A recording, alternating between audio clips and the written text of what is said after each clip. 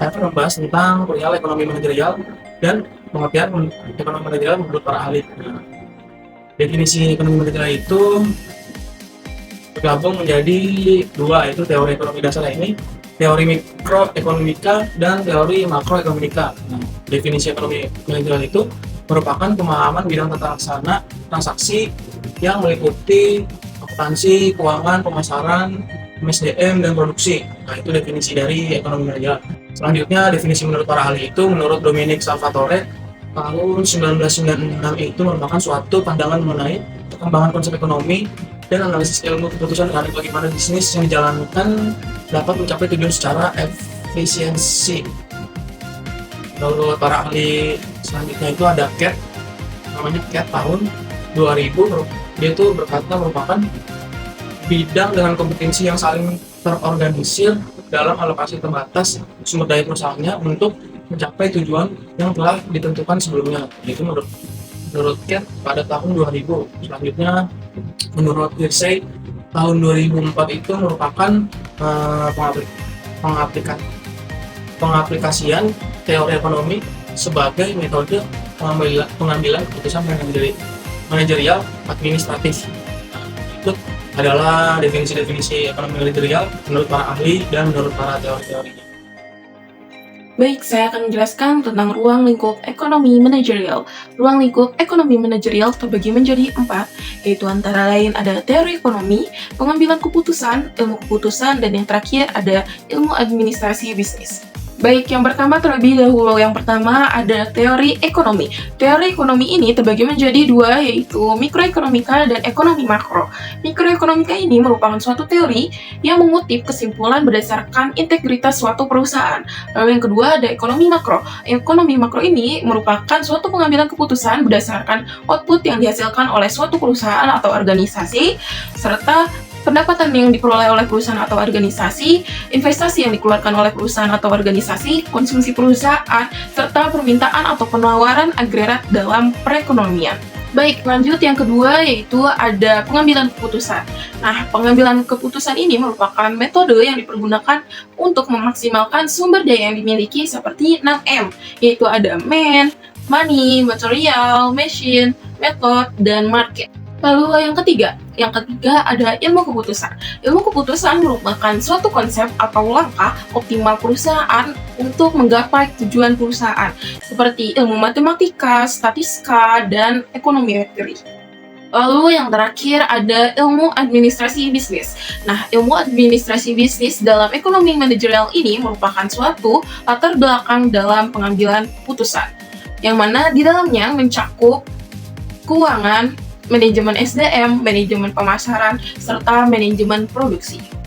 Oke, next yaitu ada pengertian teori perusahaan atau theory of the firm. Ukuran atau taksiran suatu perusahaan.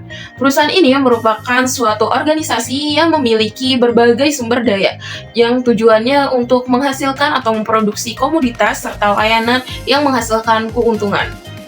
Nah, tujuan dari suatu perusahaan ini merupakan untuk memaksimumkan kekayaan atau nilai perusahaan.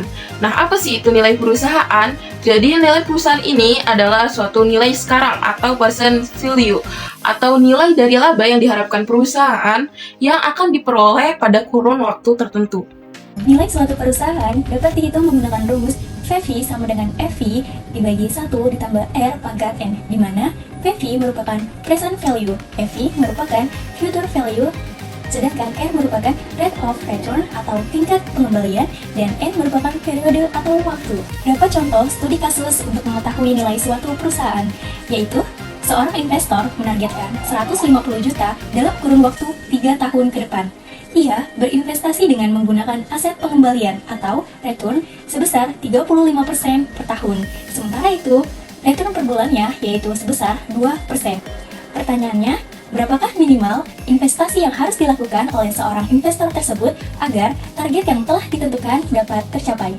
Untuk menyelesaikan studi kasus tersebut, kita dapat menggunakan rumus PV sama dengan FV dibagi 1 ditambah R pangkat N, di mana FV atau future value yang diketahui sebesar 15 juta, sedangkan R atau rate of return per bulannya yaitu sebesar 2%. Dan dalam jangka waktu atau N selama 3 tahun atau 36 bulan.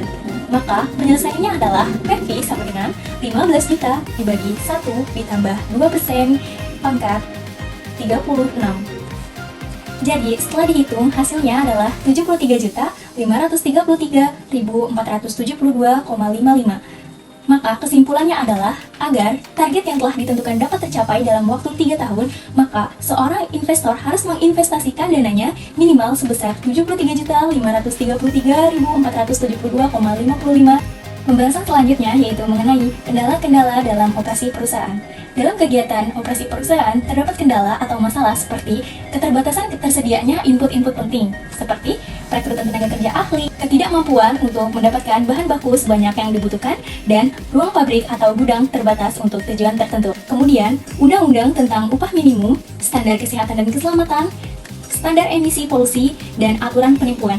Selanjutnya, ada kendala-kendala yang sering sekali terjadi dalam kegiatan operasi perusahaan, yaitu minimnya dana modal. Laba atau keuntungan dan penerapan ekonomi manajerial. Yang pertama, ada laba. Laba adalah selisih antara pendapatan dan biaya yang dikeluarkan. Kalau berdasarkan sifatnya terbagi menjadi dua, yaitu kontra bisnis dan keuntungan.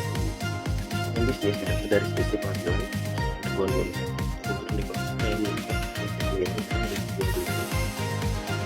seperti gaji, lembur usaha, pinjaman bangunan, pembelian bahan. Tapi ekonomi dibuat dari bisnis juga ekonomi. Lalu selanjutnya ada penerapan ekonomi manajerial. Yang pertama ada mengevaluasi kebijakan manajerial masa lalu apakah telah sesuai atau perlu diperbaikan. Kebijakan-kebijakan yang dijalankan dalam operasional perusahaan terkadang tidak relevan dengan kondisi pasar yang berubah. Karena itu evaluasi atas kebijakan tersebut sangat diperlukan. Ini membantu para manajer mengenal dan ketiga, kebijakan perusahaan yang sesuai dengan standar dan mengidentifikasi biaya agar seefisien mungkin. Kelima, menetapkan harga jual produk yang sesuai guna menciptakan laba bersih yang maksimal. Yang keenam, ada membantu dalam menghadapi situasi kondisi pasar yang mengalami kenaikan barang, harga jual dan laba. Yang ketujuh, ada membantu manajer dalam memastikan lingkungan ekonomi perusahaan. Jadi kesimpulannya adalah ekonomi manajerial merupakan studi tentang bagaimana bisnis dapat mencapai tujuan secara efisien melalui pengambilan keputusan yang didasarkan pada teori ekonomi, analisis ilmu keputusan, dan administratif.